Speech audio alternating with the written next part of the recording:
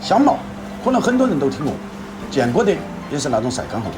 今天在市场上好不容易发现了新鲜的小茅，果断的买了点回来。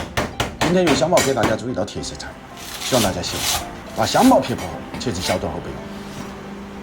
准备2条黄花鱼，用清水清洗干净。现在给黄花鱼稍稍处理一下，给这鱼稍稍做一个打个花刀啊，轻轻的在表面打上1字花刀。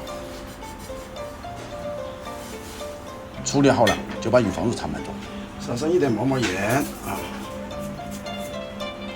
淋上少许花雕，就这样给它腌制一下啊。准备辅料：生姜1小块，用刀切成厚片；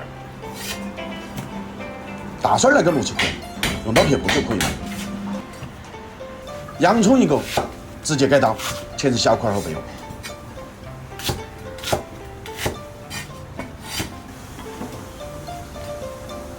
准备入砂锅，烧热后下油，